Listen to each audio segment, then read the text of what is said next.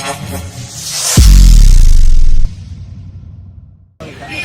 HM news में आप सभी का स्वागत है और मैं हूं आपके साथ आंचल तिवारी। हम अभी आजाद मैदान में मौजूद और यहाँ पे लगातार 17 दिन से जो शिक्षक है उनका आंदोलन चल रहा है और उनकी मांग यह है कि सरकार उनका वेतन बढ़ाए और जो उनका 19 महीने का वेतन रुका हुआ है वो दे। लेकिन अभी तक सरकार की तरफ से कोई भी कदम नहीं उठाया। आपको बता दें कि कुछ दिन पहले यहाँ पे शिक्षा मंत्री वर्षा गायकवाड़ आई थी और इनको आश्वासन भी उन्होंने दिया था कि आपकी जो मांगे हैं वो पूरी की जाएगी और हम इस पे कदम भी उठाएंगे। बावजूद इसके अब तक कोई भी कदम नहीं उठाया गया है और इनका जो आंदोलन है वो लगातार जारी है।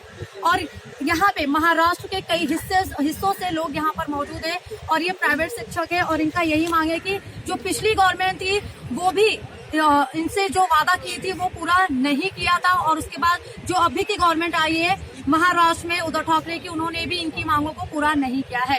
हर बार सिर्फ इनको यही बोल के टाल दिया जाता है कि आपका वेतन बढ़ाया जाएगा और कहीं ना कहीं ये पूरा कार्य एक समय पर आकर रुक जाता है। उसके बाद नई गवर्नमेंट बनती है, फिर इनका जो वापस जो प्रोसेस होता है न्यू स्टार्ट होता है और इनकी जो मांग होती है वो पूरी नहीं की जाती है। इसके सिलसिले में हमारे साथ में यहाँ पे जो शिक्षक मौजूद है उनसे बात करेंगे और जानने की कोशिश करेंगे कि आखिरकार क्यों इनकी जो मांगे हैं उसको पूरा नहीं किया जा रहा है।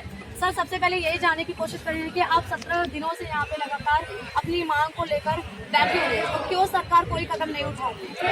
सरकार यहाँ पे जो ग्रामीण भाग में जो एजुकेशन सिस्टम चलाया जा रहा है रूरल एरिया में उसको ख़त्म करना चाहते हैं। इसलिए वो जो गैर बिना अनुदानित स्कूलें, कॉलेजेस, प्राइमरी स्कूलें उनको बंद करने की कोशिश कर रही है और एक तरफ अंग्रेजी एजुकेशन को बढ़ावा देना चाहती है। यहाँ पर गैर बिना अनुदानित स्कूलों से ये फ़ायदा हुआ है कि जो ग्रामीण भाग है हिंदुस्तान का, महाराष्ट्र का, वहाँ के सभी ग्रामीण भाग के लड़के बच्चियाँ सब एजुकेशन करके एजुकेशन का स्तर बढ़ रहा है। लेकिन उन बच्चों को पढ़ाने वाला जो टीचर है उसकी तरफ पूरी तरह से दुर्लक्ष यह सरकार कर रही है। हमने इन सरकार के खिलाफ, हमें वेतन मिलना चाहिए। हम गवर्नमेंट का काम कर रहे हैं तो गवर्नमेंट का काम करते तो गवर्नमेंट तरफ से वेतन भी मिलनी चाहिए। इसके लिए पिछले कई सालों से आंदोलन किए, लगभग आज तक हमने 350 से ज़्यादा आंदोलन गवर्नमेंट के साथ किए। उसमें से फडणवीस सरकार के कार्यकाल में हमें अनुदान देने के लिए एक शासन निर्णय निर्गमित किया गया जो 13 सितंबर 2019 का है। उस शासन निर्णय के तौर पर हमें अनुदान देने के लिए गवर्नमेंट ने सभागृह के अंदर में पुरौनी मंजूर की और उस पुरौनी मंजूर होने के बाद वाइट बुक में उसका नोन भी किया गया और हमारे लिए 1000 रुपये का टोकन डाल के 304 कोटी रुपये का प्रोविजन भी किया गया मैं। लेकिन अंदर के कार्यकाल में महाराष्ट्र के अंदर में फिर से सरकार बदल गई। सरकार बदल जाने के बाद आने वाली सरकार की जिम्मेदारी थी कि जो पिछले सरकार ने कदम लिए थे, जिन स्कूलों को हम वेतन नहीं दे रहे उन स्कूलों के लिए 20% अनुदान शुरू की जाए और जिन स्कूलों को 20% अनुदान शुरू है उन स्कूलों का बढ़ा के 40% करना चाहिए और जो अघोषित स्कूलें जिन्हें घोषित करके अनुदान देना है उनकी लिस्ट निर्गमित करके उन्हें भी अनुदान दिया जाए। ये सर ये काम की प्रक्रिया थी जो ये अपने उद्धव ठाकरे साहब की सरकार को करनी थी। सरकार ने क्या किया, पिछले सरकार का जो निर्णय था 13 सितंबर 2019 को, उसमें बदलाव करके फिर से मंत्रालय स्तर की तपासनी की। मंत्रालय स्तर की तपासनी में इतना गैर जिम्मेदाराना काम हुआ है, मैं आपको बता सकता हूँ। कल जो एक शासन निर्णय गवर्नमेंट में रात में निकाला है उसके अंदर में ऐसे त्रुटि डाल के स्कूलों को अपात्र किया गया है कि शिक्षण अधिकारी तरफ से प्रस्ताव प्राप्त नहीं है। अगर कोई शिक्षण अधिकारी स्कूल की जो इंफॉर्मेशन है, डेटा है, अगर गवर्नमेंट को अगर सबमिट नहीं करता है तो उसके लिए स्कूल जिम्मेदाराना नहीं है, वो सर्वेंट अधिकारी, शिक्षण अधिकारी जिम्मेदार है, उसको निलंबित करना चाहिए। आज एक गलत डिसीजन की वजह से कई लोगों के संसार पे उनकी जो पेट की भूख है उसे मारना यहाँ की गवर्नमेंट चाहती है।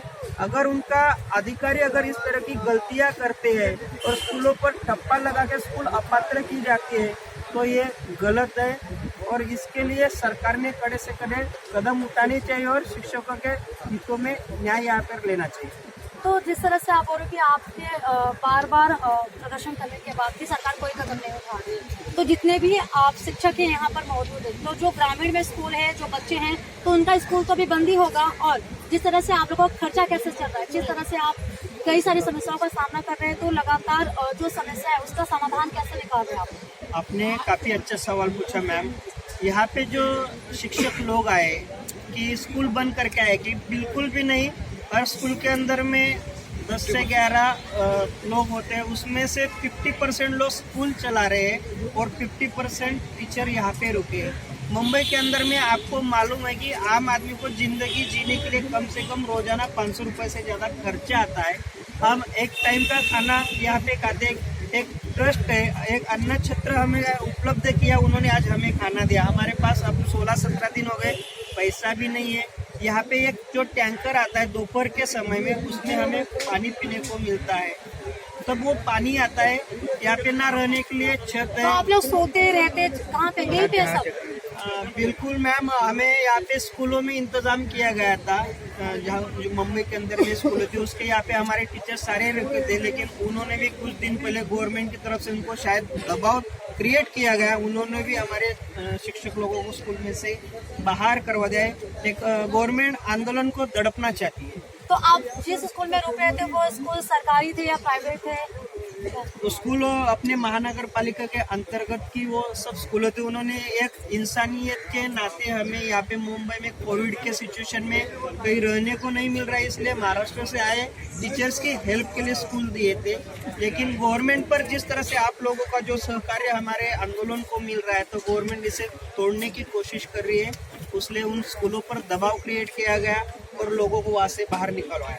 यहाँ पे कम से कम 40-60-65 लोग मौजूद हैं, तो आप लोगों का घर बार कैसे चलता है? क्योंकि आप लोग यहाँ पे 70 दिन से मौजूद है, ना आपके पास पैसा है ना रोजगार है, आप यहाँ पे लगातार आंदोलन करें, तो कैसे आप अपना घर बार चला रहे हैं? यहाँ के ज़्यादातर लोग जो है अपना स्कूल छूटने के बाद में पार्ट टाइम कोई वेटर का काम करता है, कोई टेलरिंग काम करता है, कोई रिक्शा चलाता है। बहुत सारे टीचरों की तो इतनी बुरी सिचुएशन है कि वो स्कूल छूटने के बाद जिस छात्र को दिन में पढ़ाते हैं उसी के घर पर काम करते। ये बहुत ही बड़ी दुख की शोकांतिका हमारे टीचर लोगों की है। और घर में अब हम यहाँ पे, लेकिन हमारे जो फैमिली मेंबर्स है वो खेती में काम कर रहे हैं किसी और के, जो मजदूरी आते हैं उसी पर हमारा घर खर्चा चल रहा है। यहाँ पे कुछ दिन पहले वर्षा गायकवाड़ आई, उन्होंने क्या कहा था? आप लोगों को किस तरह का आश्वासन उनकी तरफ से दिया गया था? जो हर साल जो कोई भी मंत्री आता है आश्वासित करके निकल जाता है, उसी तरह यहाँ पे शिक्षा मंत्री ने आके आश्वासन दिया था कि मैं 15 दिन के अंदर में आपको शासन निर्णय निकलवा दूंगी, जो निधि वितरण के सहित होगा। लेकिन जो शासन निर्णय निकलवा दिया गया वो खाली स्कूलों का लिस्ट आया है उसके अंदर में कि कौन से स्कूलों को अनुदान देना है, कौन से स्कूलों को नहीं देना है। सवाल यह नहीं है, सवाल यह है कि जिन स्कूलों को अनुदान देना है उनको शासन निधि वितरण का अपना आदेश जो है, शासन निर्णय, वो निर्गमित होना जरूरी है। अभी कोरोना काल था और आप लोग खुद कह रहे थे कि कई सारे जो शिक्षक है उन्होंने आत्महत्या कर ली, उनकी मृत्यु हो गई, तो कैसे हुई है और जो डाटा है, तो क्या आप लोगों ने वो डाटा सरकार के पास रखी है? बिल्कुल, आप यहाँ पे सामने देख सकते हैं कि बैनर के सामने हमने उन सभी भाई लोगों, टीचर भाई लोगों का लिस्ट लिखा हुआ है गवर्नमेंट को। और हमारे जो कॉन्स्टिट्यूंट शिक्षक आमदार है, पदवीधर आमदार है, उनको भी ये सारी बारे में हमने बताया भी है। इन की वजह क्या है कि क्यों शिक्षक को ये कदम उठाना पड़ रहा है। महाराष्ट्र में अगर आपने देखा होगा, शेतकरियों के बाद में, किसानों के बाद में अगर किसी को यहाँ पे अगर आत्महत्या करने का समय एक गवर्नमेंट ने लाया तो वो शिक्षकों पर लाया है। तो यह क्यों हो रहा है कि ये जो टीचर्स है, मैक्सिमम टीचर्स है किसान के ही बेटे। एक तरफ फसल पिक नहीं रही है, दूसरा जो जिनके पास जमीन भी नहीं, वो आत्मजूरी करके पार्ट टाइम में काम करते थे। लेकिन कोविड के समय में अच्छे अच्छे बिजनेसमैनों के बिजनेस ठप हो चुके हैं, तो जहाँ पे ये आम आदमी जिसको 1 रुपए का तनख्वाह नहीं है, ऊपर से घर की बहुत सारी जिम्मेदारियाँ, अचानक सडनली लाइफ में अगर कोई बड़ा सा अगर संकट आ जाता है तो पूरे घर की इकोनॉमी क्रैश हो जाती है।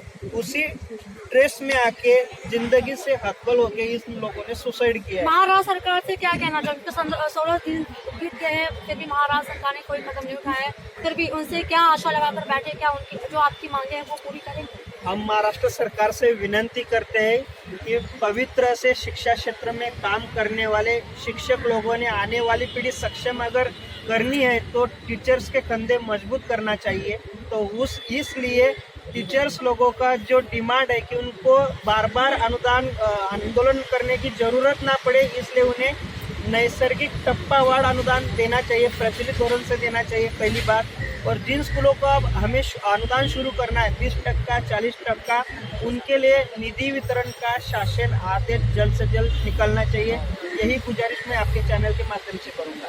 तो आप यहाँ पे देख सकते हो, शिक्षक है उनकी यही मांग है कि सरकार कहीं ना कहीं उनके लिए कदम उठाए और जो उनकी मांगे है वो पूरा करे। आपको बता दें कि जो शिक्षक है वो तो मांग भी कर रहे हैं, लेकिन कुछ शिक्षक इस पूरी समस्या को झेलते झेलते अपनी जो जिंदगी है उसको कहीं ना कहीं मौत के किनारे उतार चुके हैं। आपको बता दें कि इन्होंने यहाँ पे बोर्ड लगाया हुआ है जहाँ पे जो शिक्षक ने अपनी जान गंवाई हुई है उनकी जो लिस्ट है इस पूरे उसमें इस बैनर पे लगा हुआ है। और कम से कम 40 शिक्षक ने अभी तक अपनी जिंदगी को मौत के हवाले कर दिया था। और आपको मैं वो पूरा दिखाने की कोशिश करूँगी कि वो शिक्षक का जो लिस्ट है यहाँ पे आप देख सकते हैं कि कम से कम 60 शिक्षक है जो जिनकी मौत हो चुकी है। और यहाँ पे ये लगा कर रखे हुए थे और जिनकी मौत हुई है इसके पीछे वजह यही थी कि उनको ना वेतन मिल रहा था और उनकी जो समस्याएं थी वो लगातार बढ़ता हुआ ही जा रहा था, जिसके खातिर उनको यह कदम उठाना पड़ा है। लेकिन महाराष्ट्र सरकार को कहीं ना कहीं कदम उठाना चाहिए और जिस तरह से शिक्षक यहाँ पे लगातार आंदोलन कर रहे हैं उनकी मांगों को पूरा करना चाहिए,